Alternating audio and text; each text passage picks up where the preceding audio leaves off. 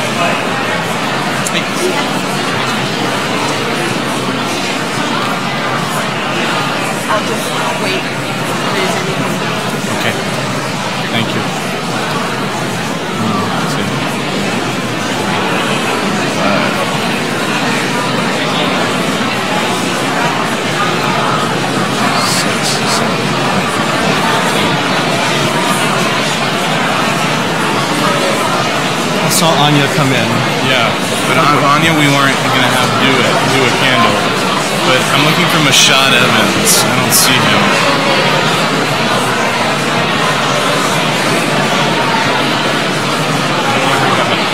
Never got back to me.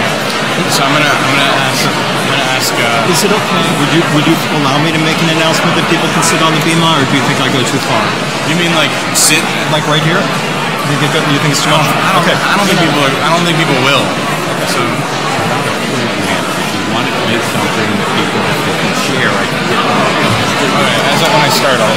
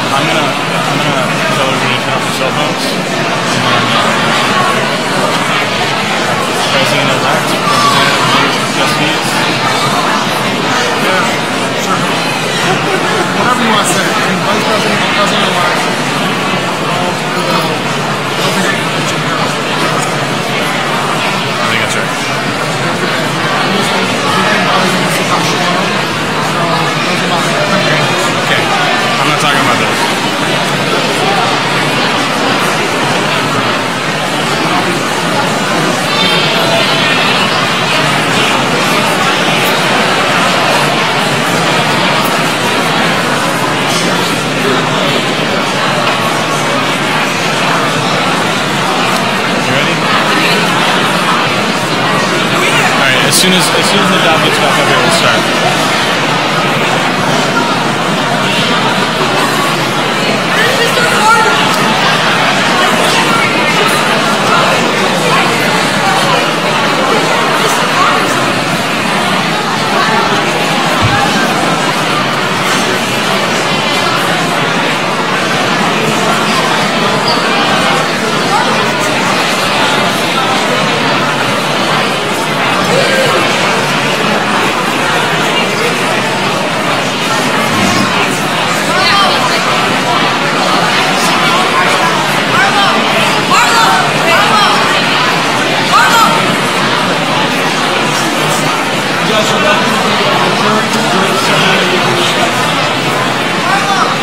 And there may be others who join me.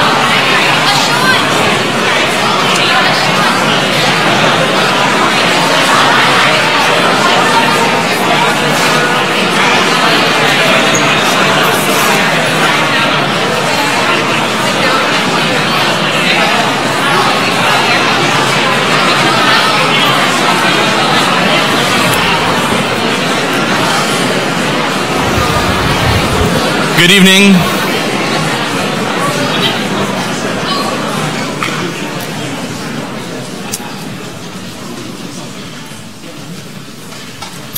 Two things. One, the stream is up in our social hall, so if you would prefer to be there rather than in this space, wherever you are standing or sitting, please feel free. You'd head out of our sanctuary, make a left, and follow the hallway around to the right. I'm sure as people begin to go, you'll find your way.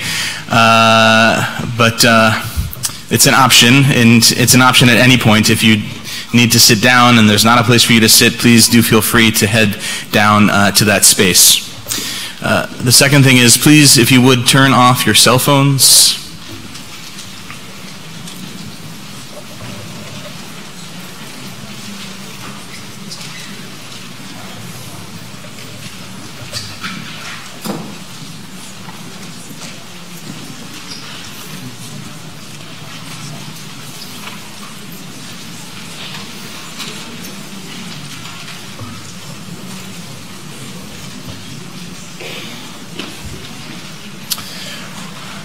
As I'm sure is the case in most faith communities, a synagogue is a partnership between professional staff, the clergy, and lay leadership.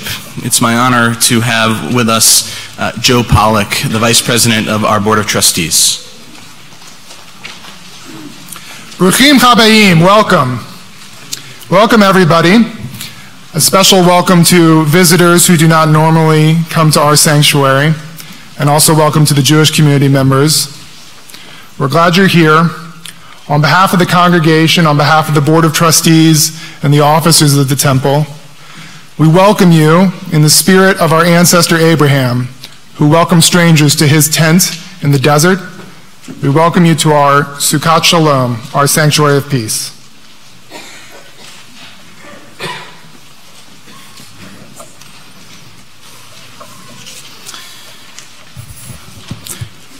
How does one conduct a service like this? How does a community in an America where there are mass shootings every week come together to mourn terror-filled murders? 1 part memorial, 2 parts outrage, 1 part righteous indignation, 3 parts mourning.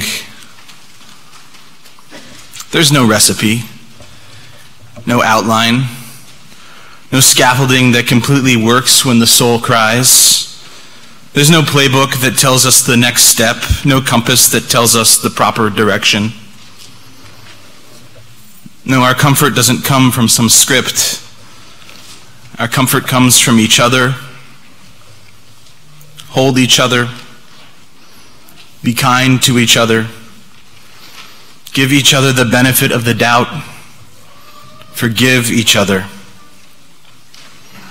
Our comfort comes from the unending hope, the unwavering belief, the unfaltering certainty that one day peace will come, that one day we will beat our guns into plowshares and our bullets into pruning hooks. One day white men will not take up assault rifles against other Americans, that we shall never again know mass shootings and hate-filled rage. One day every person shall sit under their grapevine or fig tree. In the Jewish tradition, we seek comfort from our Psalms.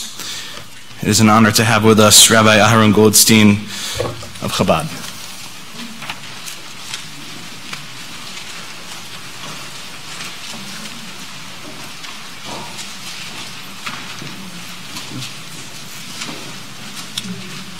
Shilam aloi so einai el hahorim meyayin yov yazri ezimi madinoi yoyse shomai voretz ayitan lamut raglecho al yonum shem brecho hine lo yonum v'lo yishan shem Yisrael adinoi shem brecho ad netzilcha yad yiminecho Yom Hashem shloyaka k'virech malaylo Adinai yishmach mekora yishmas nafshecho Adinai yishmas esoveyecho me'ata v'yad olam.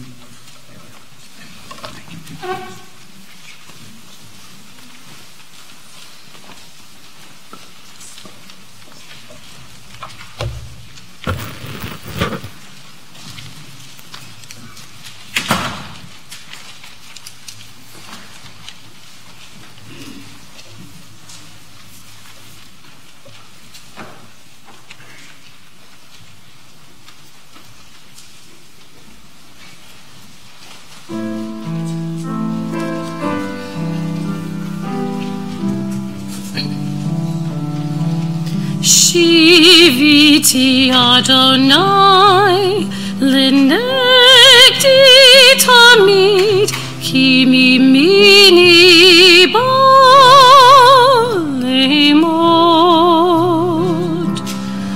Lachen samach libi Vayagel kevodi Af besari Ishkun lavetach Ki lo tazov nafshi lishol Lo titein chasidcha lirot shachat Todieni orach chaim Orach chaim Sova semachot et panecha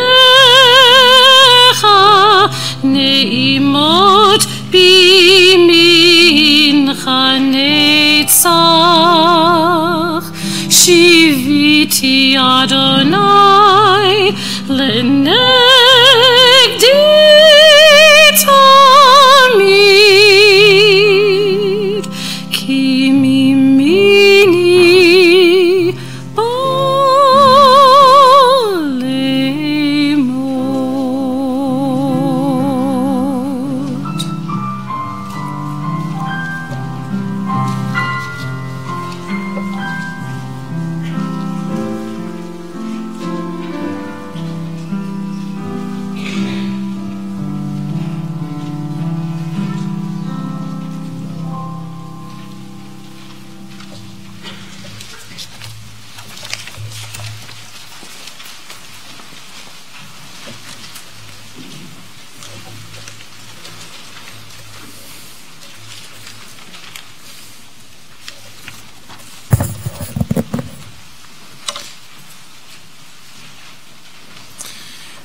Yesterday morning, I stood on this bima with a family celebrating their daughter's bat mitzvah. We discussed this past week's Torah portion and a section of the portion that describes Abraham sitting at the door of his tent when God appears to him. Jewish tradition tells us that God and Abraham were engaged in intimate conversation, and then in the very next verse, 3 strangers approach, and Abraham runs to greet them. I told the congregation that in Judaism, according to our Talmudic sages, when Abraham leapt to greet the strangers approaching his tent, he also left the presence of God. And our sages go on to say that Abraham's actions teach us that greeting the stranger, caring for the stranger, seeking the stranger is greater even than welcoming the presence of God. While I was speaking these words right here on our bima in this congregation, maybe in that very same moment, a man was standing in a synagogue 288 miles away shooting at a 97-year-old woman. The actions of this anti-Semite and white nationalist scare me, yes, but more than that, the words of Jewish tradition inspire me. I raised this issue of welcoming the stranger because it was the issue raised by this gunman. It wasn't just that his victims were Jews that urged this man on. It was what we stand for as Jews. It was the fact that we know the plight of the downtrodden and that we try hard not to let our ears be deaf to their needs. It was the fact that we know what it is like to be surrounded by war and violence, and that we try hard to be welcoming to those who now seek to escape similar circumstances. It was the fact that when we read in the Torah 36 times to be kind to the stranger, that we take that seriously. The work that HIAS does, the work that our own JFS does to resettle refugees is not the work of political orientation. It is religious work. It is holy work. It is God's work. Yesterday, 11 innocent people were violently ripped from this world.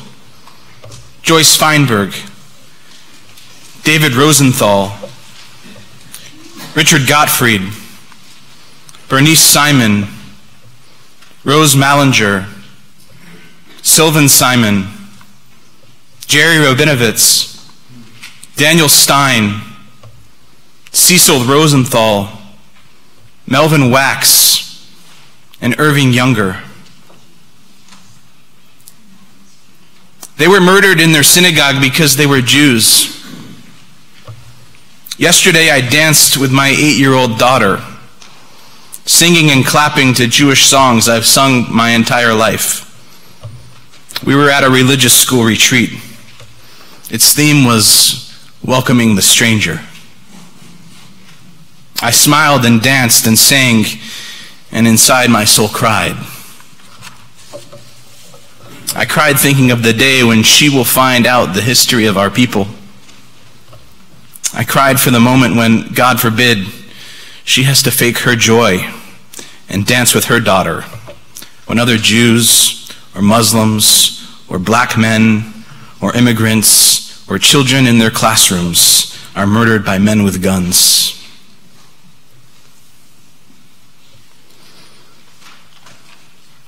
Tomorrow evening, I'm boarding a plane to El Paso, Texas. I'm flying there to meet with partners in an upcoming national rally I've been planning with colleagues. In 2 weeks, I will drive to El Paso and Tornillo in a caravan to raise my voice against the violence our government is inflicting upon undocumented children who are held in prison tent camps rather than be united with family. I'm driving to Texas to help asylum seekers cross the border. I'm driving to Texas to help care for the thousands of migrants dumped by ICE in cities across our southern border. I'm driving to Texas because I am a Jew, and now I am driving to Texas in memory of 11 other murdered Jews. Jews who were murdered because we are a people who leap to our feet to greet the stranger.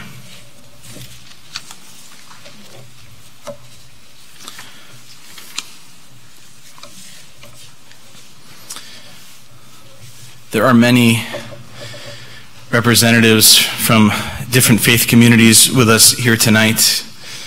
There are many representatives from the Ann Arbor community. Thank you all for being here. In the time that we had to put this service together, we were able to speak with some of you, of course not all of you, leaders in this community. But we've asked that a number of our leaders, both of the Jewish community and outside of the Jewish community, light 11 candles in memory of the 11 souls who were murdered. From the Jewish Cultural Society, we invite Julie Gales, the board chair of the Reconstructionist Congregation, Debbie Field. From Moms Demand Action, Barb McRae. Sheriff Jerry Clayton, and I don't know if the Imam Abdullah Al-Mahmoudi is here, but if you are, please join us. Bob Blumenthal, the president of Beth Israel Congregation. Joe Pollack, the president-elect of Temple Beth Emeth. Emily Swan, a pastor at Blue Ocean Faith. James Rodenheiser, our rector here at St. Clair's, our partner institution in this building. Steve Aronson, president of the Jewish Federation, and Mark Bernstein, president of the Ann Arbor Orthodox Minyan.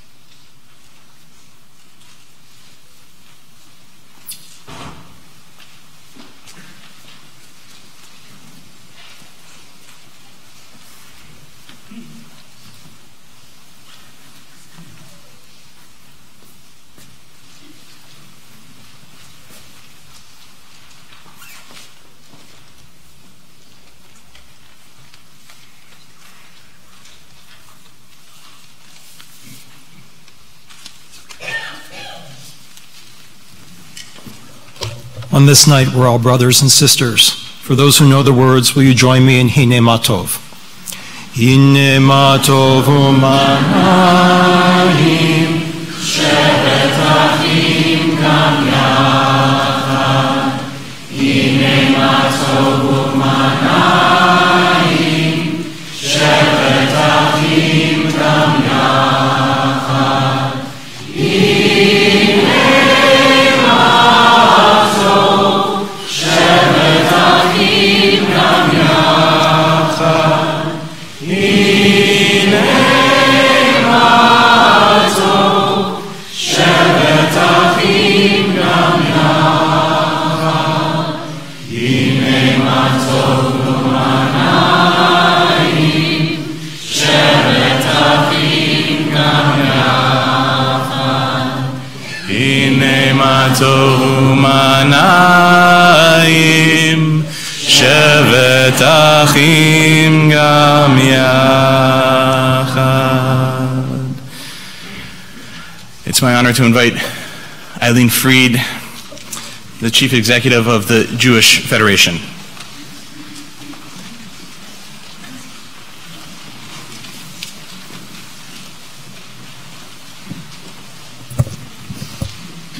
Today, we are overcome with grief and heartbreak.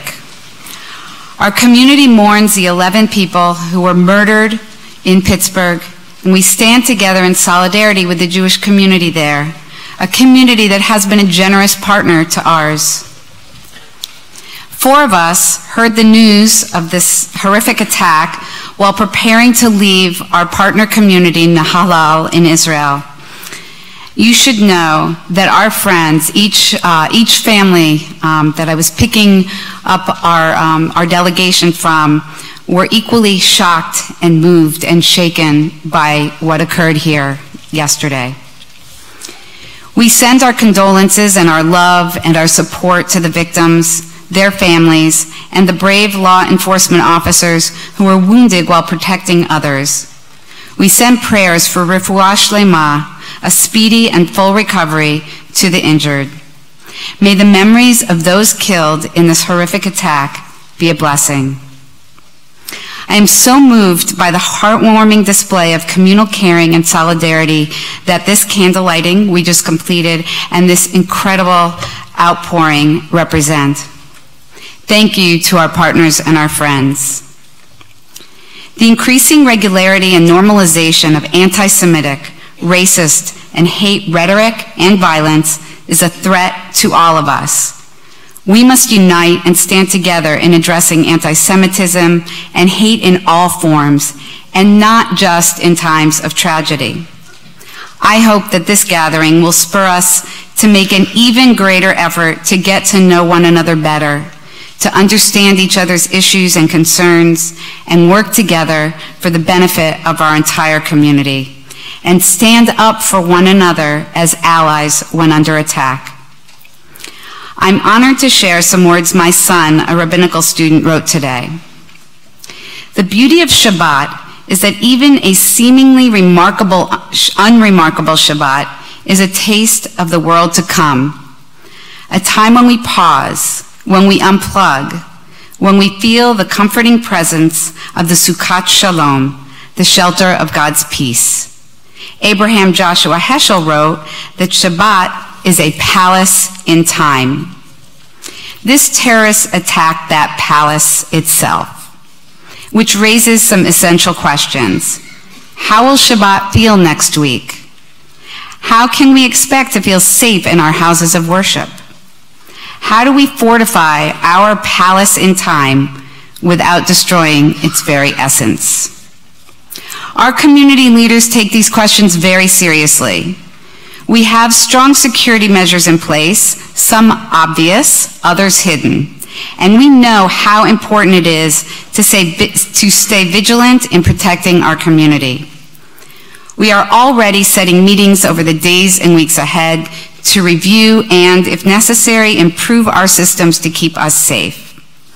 We cannot let this heinous attack on our people and on our way of life prevent us from living full Jewish lives or turning our community into an insular fortress. As in Pittsburgh, our community, the Jewish community and the greater community, is a tree of life. Together, let us nourish it, from its roots to its trunk and leaves, so that we can flourish for generations to come.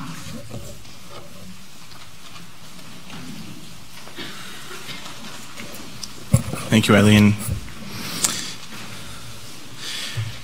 And from Pardes Chana, our renewal congregation here in Ann Arbor, Rabbi Elliot Ginsberg.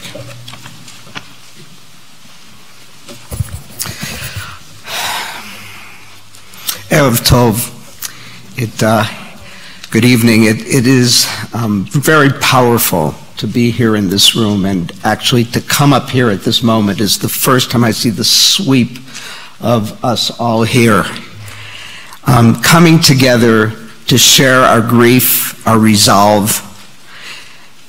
I want to echo your words, Hinei Matov, how good and how necessary it is to connect with Jews here. How good and necessary it is to connect energetically with our sisters and brothers in Pittsburgh and around the globe. And how good and necessary it is to connect with people from the non-Jewish community who have reached out in love and concern and have prayed with their feet coming here right now. Your presence is precious to us, and it is a blessing. As we enter more fully into this new week, we are still taking in the devastating news of the murder of our sisters and brothers at the Tree of Life Synagogue in Squirrel Hill.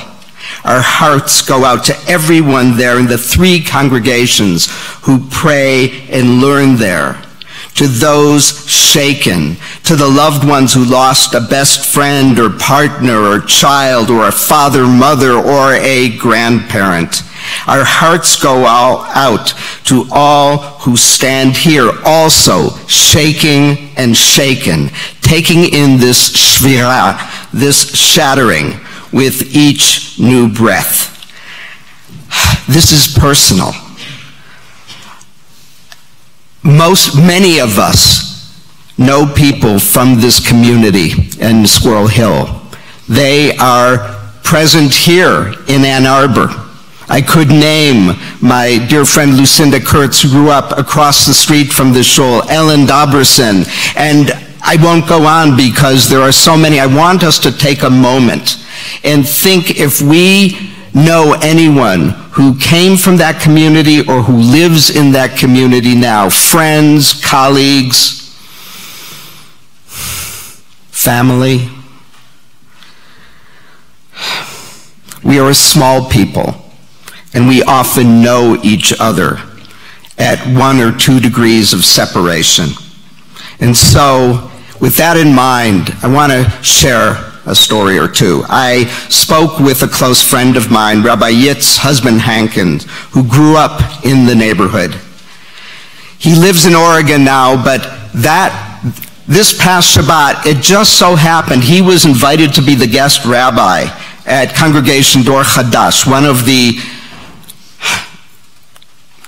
congregations that meets in the Tree of Life Synagogue. He led davening on Friday night. He was planning to head to the shul early in the morning, but he had, as fate has it, being on the Western time zone, overslept. He received a call, which he took as he was about to leave, telling him not to come, that there was a shooting taking place. And indeed, his closest friend, a friend of over 45 years, was leading the Torah study that morning and had just moments before been shot. Even as we speak, he is still in critical condition as doctors strive to stabilize his blood pressure so that they can perform surgery. Daniel, this friend, is a hospice and pediatric nurse, a chaplain, a Torah teacher, one of the spiritual anchors of Dor Chadash.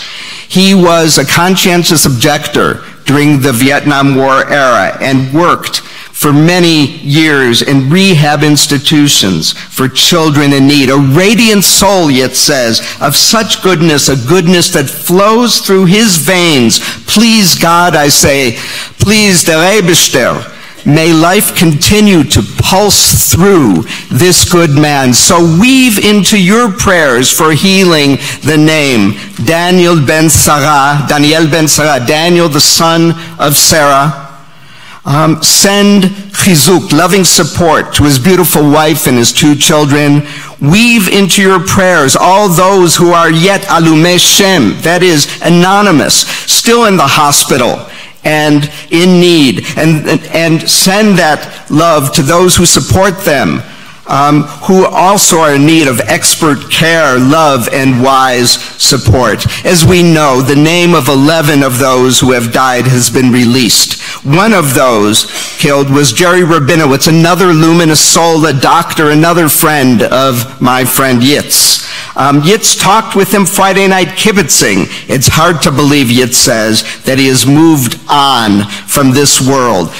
This morning, I received a note from a mutual friend who said, my dear friend Jerry Rabinowitz was killed in the shooting. He was a doctor, a cat lover, the kindest person you could dream of meeting. He and his wife Miri signed our T'naim, the conditions of engagement at marriage, and they coordinated all the silliness and shtick at our wedding. They took in my cat Pele when Josh's allergies couldn't tolerate him anymore, and we cried together on the phone just last month when Pele passed away.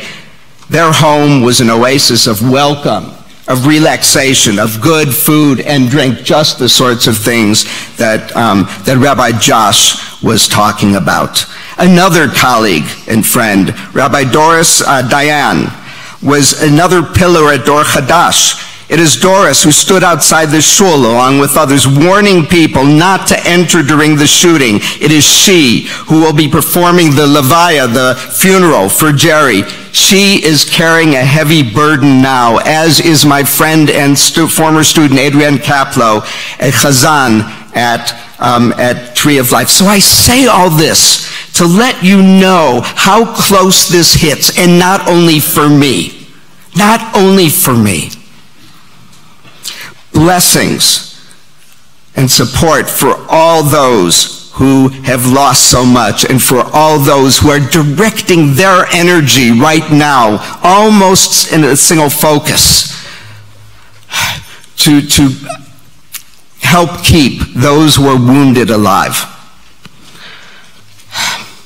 We must rise up to speak out, vote our values, say no to xenophobia and hate. We must affirm human dignity and celebrate the sacredness of life on this planet. And so a closing prayer. Yehi ratzon milfanecha. Let us bind our souls together with each other.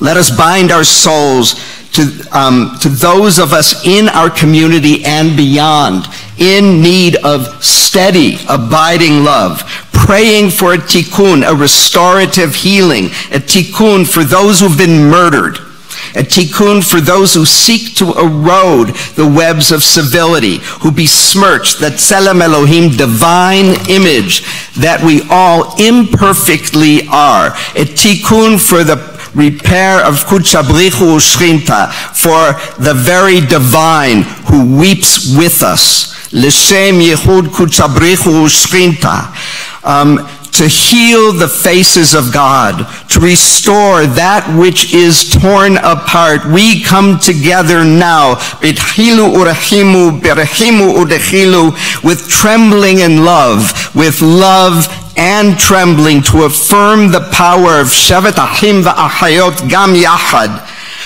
of dwelling peaceably together. Let us reach out and reassure each other. When hate and violence rise up, let us commit to fight it, to model another way.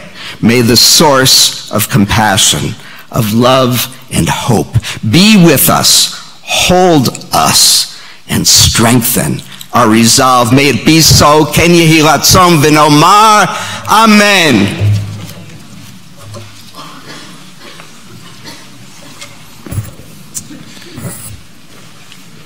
Thank you, Elliot. Thank you for not only telling us names, but telling us stories, telling us about who these people were, how they lived their lives. Thank you for reminding us that when a person comes for a Jew, they could have easily have come for somebody that has a brown face, that it has a gendered fluidity, that has a spouse that one of us doesn't approve of, that a person who does the kind of thing that was done yesterday does that to all of us, not only to Jews, to all of us. It's my honor to have and invite to our Bima Rabbi Ora Nitkin-Canner from the Reconstructionist Congregation of Ann Arbor.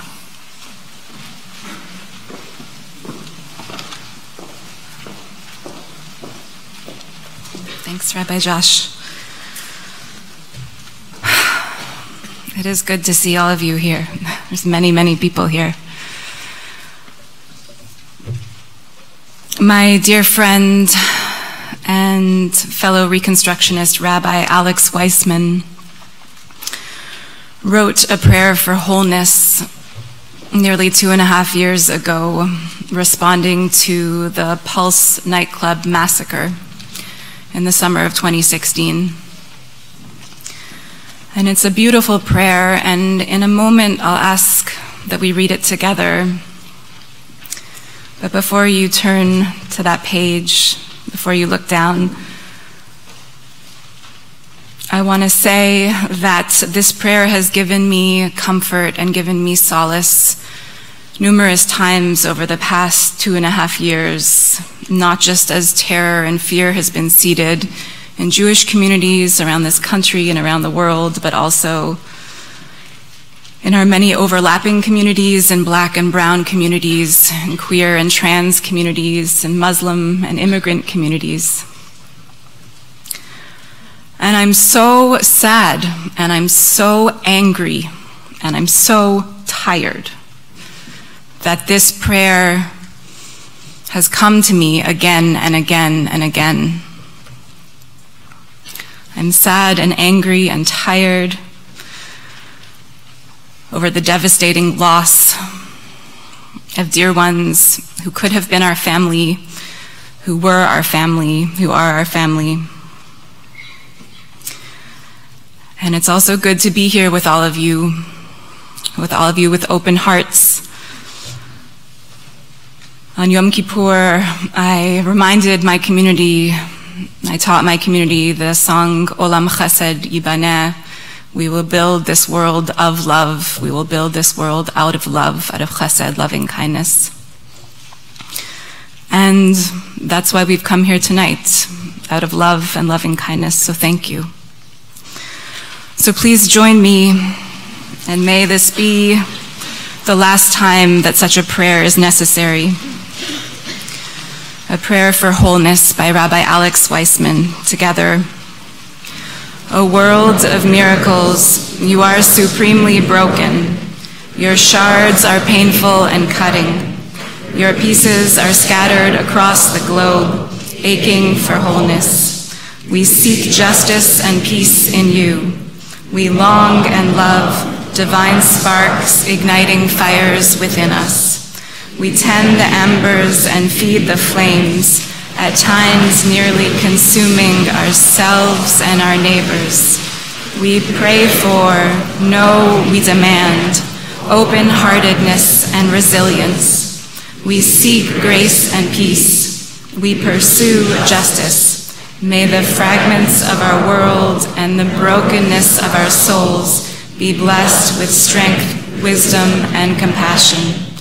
May we be whole again quickly in our days. And let's say together, Amen.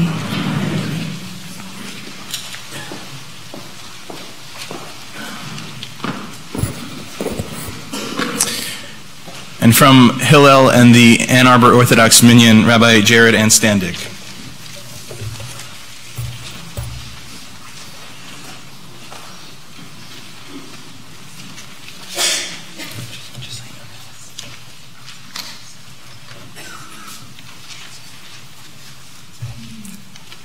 We have an additional seat for the imam who is here to join with the rabbis. We have a space as well.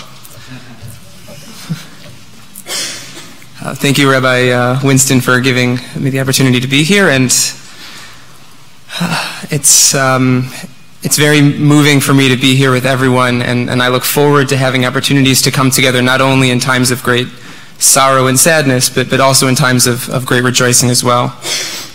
I invite everyone to recite with me Psalm 23 in Hebrew and following that in English.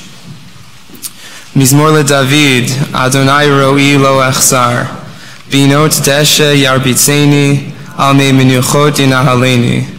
Nafshi yeshovev, yancheni v'maglei tzedek leman shemo. Gam ki elech begeit salmavet, lo yirara ki ata imadi.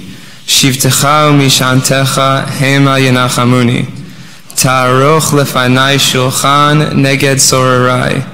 Dishanta vashemen roshi kosi revaya. Ach tov vachesed yirdefuni kol yemei chayai. Veshavti beveit Adonai leorech yamim. The Lord is my shepherd, I shall not want. He makes me to lie down in green pastures. He leads me beside the still waters. He restores my soul. He leads me in the paths of righteousness for his name's sake. Yea, though I walk through the valley of the shadow of death, I fear no evil, for you are with me. Your rod and your staff, they comfort me. You prepare a table before me in the presence of my enemies. You anoint my head with oil, my cup runs over. Surely goodness and mercy shall follow me all the days of my life, and I will dwell in the house of the Lord forever.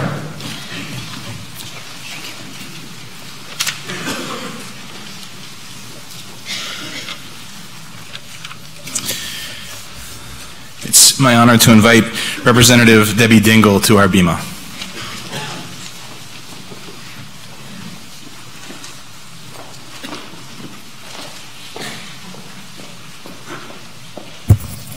Thank you, Rabbi.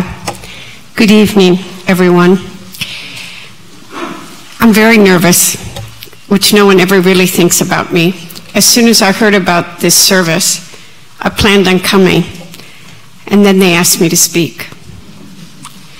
I have no words of wisdom. I'm not a rabbi or a mom or a priest. I'm a Catholic girl who went to Mass this morning and sat in the back row, as I always do. Pastor always knows if I'm at church because I hate to go further than the back row. And found myself thinking, when was the first time I went to Mass? I've been doing it since I was 1 or 2 years old. When I was younger, we went every day. Mass for me is as much a part of my life and who I am. And I found myself, I sit in this back row. If someone were to come into this church, I would be one of the first people they would hit. I finally, in this sanctuary where I've always looked for guidance and wisdom and comfort, found myself thinking about things we shouldn't be thinking about. I live in Dearborn. It is home to many Muslims, Arab Americans. We have seen hatred there that we should not see. 2 years ago, right after this, I'm trying not to be political tonight. It's hard. I'm praying to God. But this is a true story. Right after the president had been sworn in, I was in Selena School, which is in East Dearborn.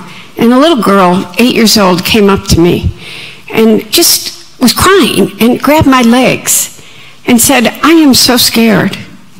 I'm afraid that someone's going to come to our door, knock on it on the middle of the night, and drag our family out, and we'll never be seen again.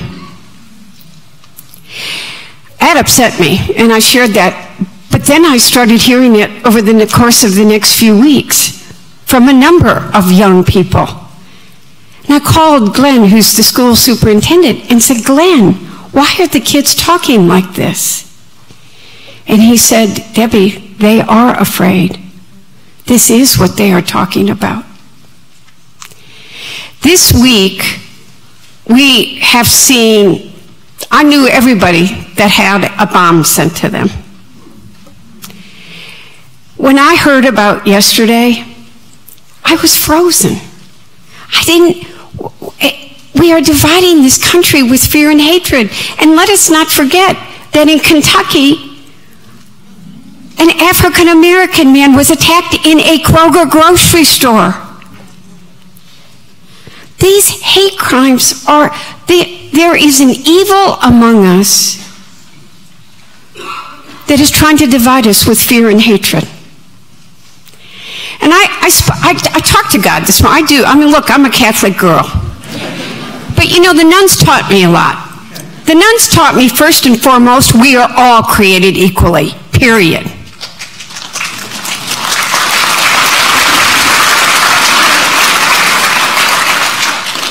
They taught me the value of serving. They taught me values, and they taught me that every single person in every religion shares those values. It is all of our responsibilities to take care of our neighbor, that we are part of a community. And as part of that community, we have responsibilities to it. So that when someone is hungry, you help feed them. When someone is homeless, you help find them shelter. When someone is sick, you visit them. We were all taught that. We have the same values. And they're trying to destroy us. They're trying to divide us, and they're trying to divide this nation with fear and hatred. And we will not let them win, period.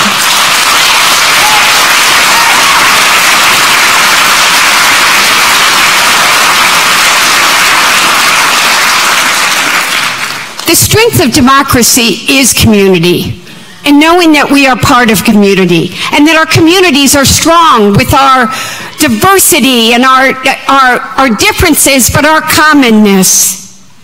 We all are here tonight just sharing with the friends and the family of the community in Pittsburgh and those 11 lost lives. But that's only the latest. You know, when you talk about shootings at Pulse or shootings in schools, there have been way too many school shootings, but there are also way too many shootings every single day on the streets of every neighborhood across America, and that is wrong too. Well, it is. You know, the police came to my home. I, this time, didn't think about it this week. I've been so worried about other people, and quite frankly, worried about the fear and the hatred that they are trying to divide this country with, and that I would not sit down, be quiet. I will stand up, and that we have got to come together.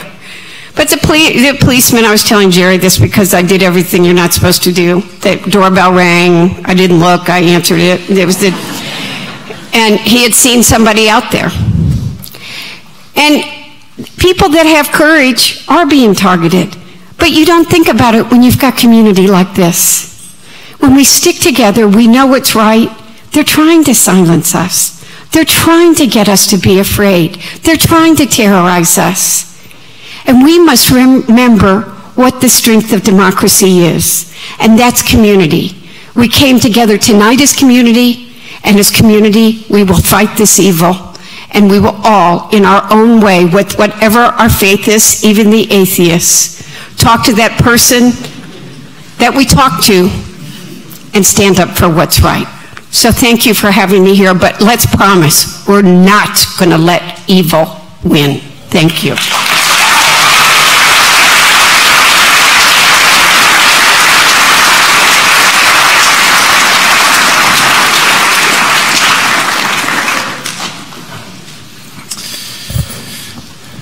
Thank you, Congresswoman Dingell. And we invited you here because you represent most of us, I imagine, in this room right now. And I know that you've been working hard at these issues, and we all need to work harder than we have worked around guns, around violence, around hatred. And we need you to continue to work hard and to continue to work harder as our representative in Congress. It's my honor to invite Rabbi Nadav Kane, the rabbi of Beth Israel congregation. I know it says somewhere in the Talmud, never follow Representative Dingell.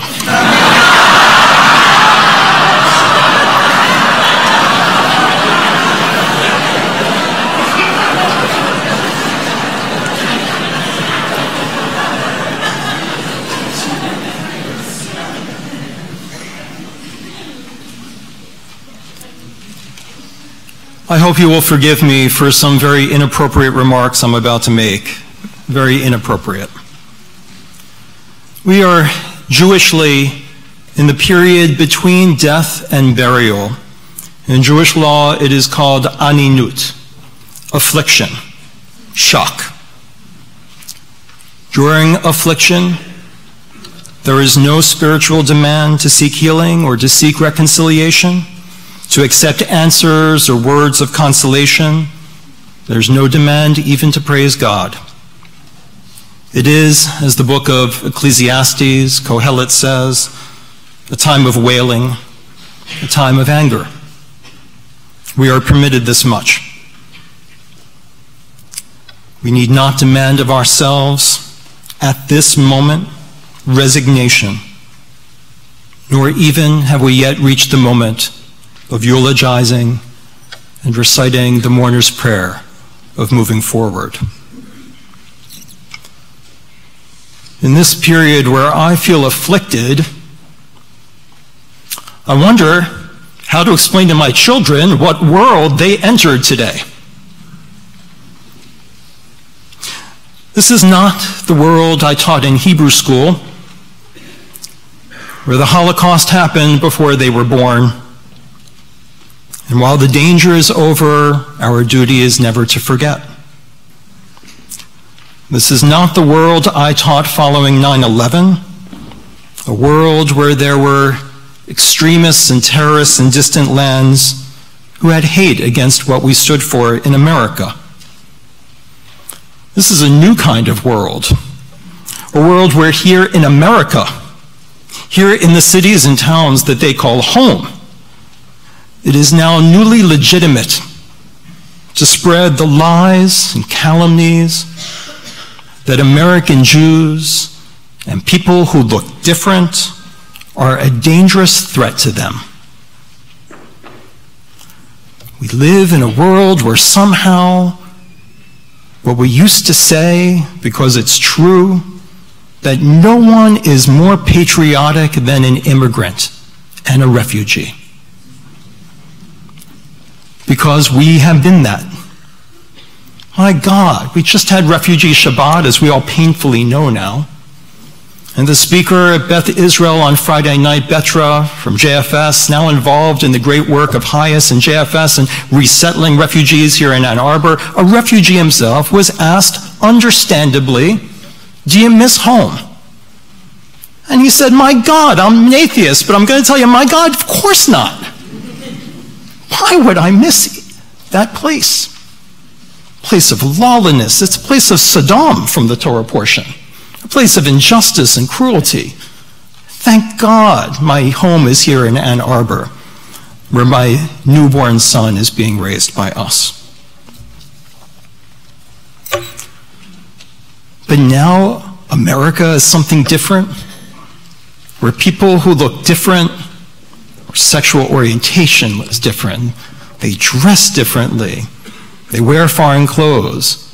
I was raised to think they were the most patriotic among us. And now it's legitimate to call them a threat. I don't think it's okay to live in an Ann Arbor where a professor can say, I will single out Israel alone for its committing injustice, and I will boycott Israel alone. I can speak for most clergy here and most people here by saying, there is injustice in Israel. But to put an asterisk next to Israel's name and say it is the only country in which we care about injustice and in which I will boycott or isolate or brand a person who is Jewish, that is anti-Semitism. In Ann Arbor, where a letter of more than 100 alumni of the university is printed in the daily paper that says the Board of Regents, who chastised that professor, is under the sway of a conspiracy of white privilege against people of color. The Jewish conspiracy rears its ugly head. I think I speak for most Jews by saying, if only we had such power. Or that a picture of Israel's prime minister is put next to Hitler with the word genocide, and it's called art and free speech. Why is Israel the only country that has an asterisk next to his name to say, well, we put that there because we're still not sure it has a right to exist? Why does the Holocaust now have an asterisk after its name? Because we're not exactly sure anymore whether we have all the facts straight, despite the fact that it is the most well-documented event in human history. And why is it that the main campaign commercial run in the 3 days before the last presidential election, where the candidate for president himself narrates,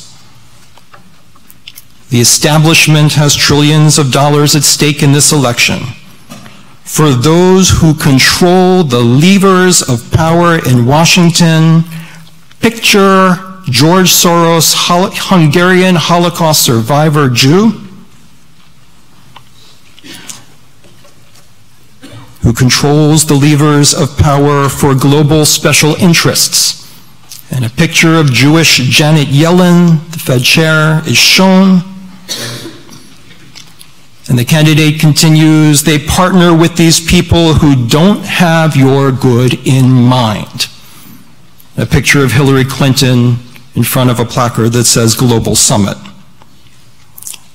And he continues, it's a global power structure that is responsible for the economic decisions that have robbed our working class, stripped our country of its wealth, and put that money into, picture, Lloyd Blankfein, the CEO of Goldman Sachs, Jewish, and continues into the pockets of a handful of large corporations and political entities. That candidate is now our president, and that is not an ad that was put on to support him. He narrated it himself.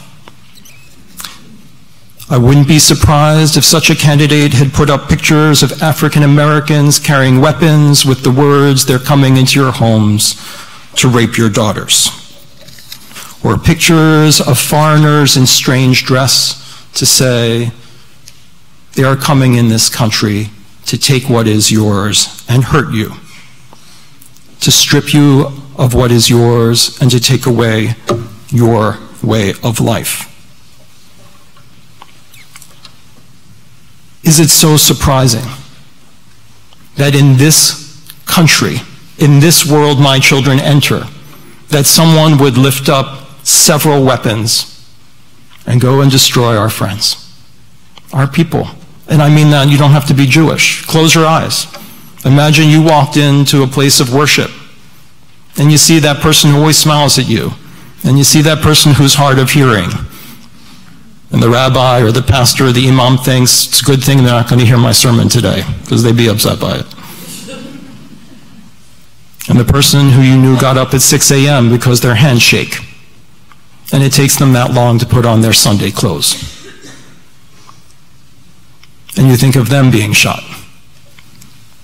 This affects us all. A president who says, it might not have happened if they had an armed guard, and thus disgraces the service and the lives given by every first responder whose gun and training did not protect them from injury, often death, and the lives of their families who have to live with that. Somehow suggesting something I never saw in the Bible, which is that somehow fewer laws would lead to greater justice. When I was in San Diego, I befriended a candidate for Congress who's half Mexican and half Palestinian. And he's young, and he's Christian, and he's gay.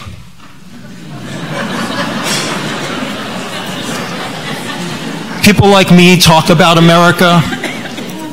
That's a guy who is America. And I watched him stand.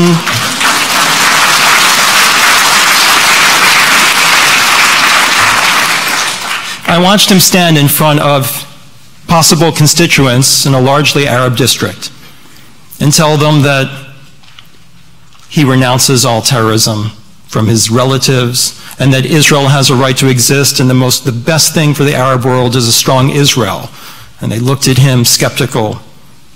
And I get emails from people saying, don't you know that guy is a sleeper cell for Muslim extremism? I got to tell you, my mother is an 87-year-old woman from England.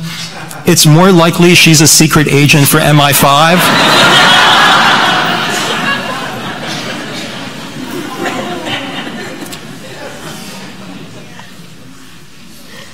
We have children here today. Rabbi Winston asked me earlier today, what do I tell my kids? Right now, I don't know what to tell them. They're 6 and 7. I don't want to scare them because I'm scared, because I don't know what my home is anymore in this country. Because our children live in a world in which question marks are put by the rights of minorities and their possible patriotism, are loyal to a country that they are building for the betterment of all of our future generations. So, I know my remarks were going to be off, and I hope you forgive that I'm still in affliction. This is not a time yet to eulogize the dead and pray for their souls to be at peace in heaven. It's a time to give their souls a voice here and now. A voice of questioning why this had to happen and what will be done about it. This is a time to make real the day when generalizations about groups will cease, and a demand that our leaders take responsibility for making this the America it is and has to be, and that they will stop giving comfort and moral equivalency to alt-right scum.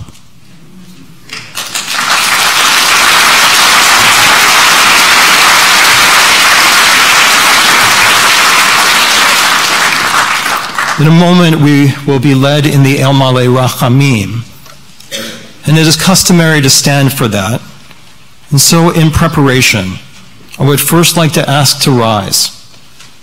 If there's anyone here, as Rabbi Elliott said earlier, who has ever been to the Tree of Life Synagogue or knows a member of that synagogue, would you please rise? May I ask all clergy and lay leaders of faith communities and their extended families to please rise. May I ask all elected officials, civil leaders, and their extended families, please stand. May I ask all of those who have an extended family member in law enforcement, the military, or any branch of first responders, please rise. Will all of those who have a family member or friend who has been touched by gun violence, please rise. Will all those who have a family member who is part of a group that has been generalized about in order to diminish them and lead to hate, will you please rise? And will all those who demand that the voices of our dead be heard when they call out, put a stop to this. Please rise. Let their lives not be taken in vain. Before Cantor Regina Hayut chants the Amalai Rechamim prayer, as Rabbi Kane said, we will not be ending our service this evening with Kaddish Yatom, with the Mourner's Kaddish. For Jews, that is a moment in the service that feels like we've completed something. It ends almost every single one of our services.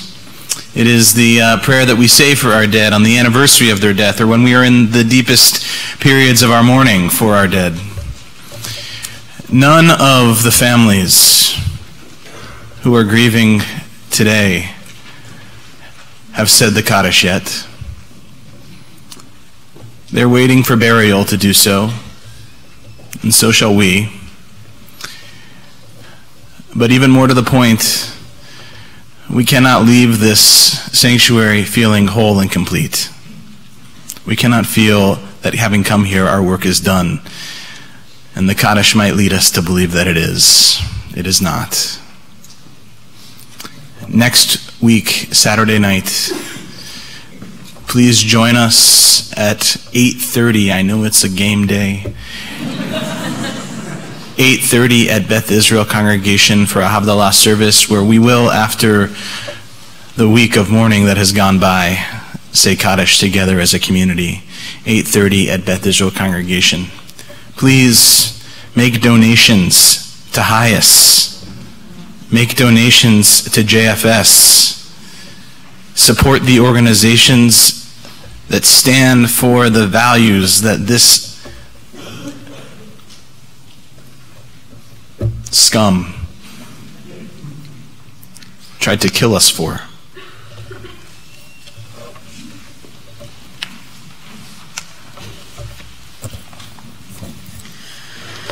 El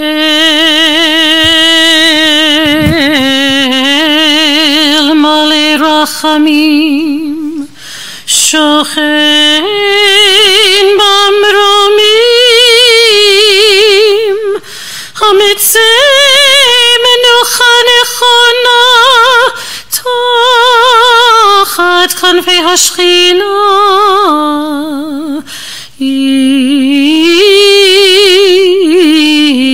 Kedoshim utaharim Kezor harakim mazirim Lenishmat yakirenu Shehalchu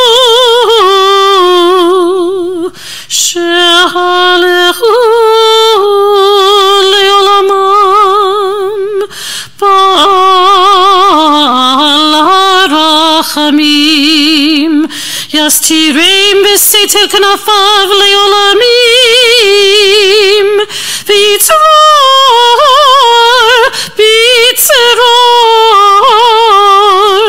Hachayim et nishmatam Adonai hu nachalatam V'yanuchu b'shalom, b'shalom al mishkavam, v'nomar Amen. Fully compassionate God on high, to our loved ones who have entered eternity, grant clear and certain rest with you in the lofty heights of the sacred and pure, whose brightness shines like the very glow of heaven.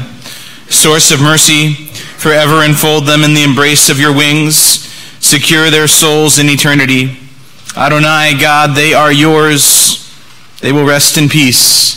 And let us say, Amen. Please continue standing as we read responsively our closing prayer. We stand in grief.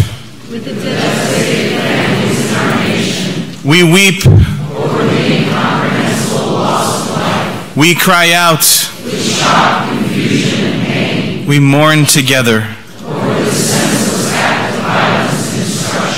Be with us, God, in this time of sorrow and fear. Help us, God, to offer comfort. Rekindle hope and trust and courage within us and them. Help us, God, to sustain our belief in the promise that even in the darkest times, even when we feel most discouraged, there is reason to trust that love is never extinguished and that the light and spirit will prevail. Help us, God, to rededicate ourselves to building a world that is safer for our children. Help us, God, to rededicate ourselves to building a world that is safer for all people. During these difficult days and nights, God. Bring us comfort to broken hearts and a broken world. Oh, say shalom bimromav, uyase shalom aleinu, ve'al kol Yisrael, ve'imru, amen. Yase shalom, yase shalom, shalom aleinu, ve'al kol Yisrael, yase shalom, yase shalom, shalom aleinu, ve'al kol Yisrael. Thank you, everybody, so much for being here. Erev Tov, a good evening to us all. It's really beautiful. It's okay, there's so much. I didn't think you said anything. But she didn't tell her food about that.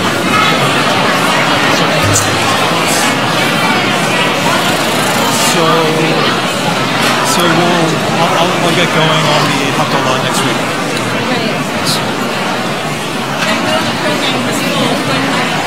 We could do if there's anything I can do. You'll be there. Yeah. Absolutely. Hey. Thank you so much. Sure, thank you. Thank you for organizing this. Sure, I'm sorry. Yeah, it was quick. I mean, thank you. Can I say something? What do you want to say? Thank you. You would have to ask Rabbi Josh about something.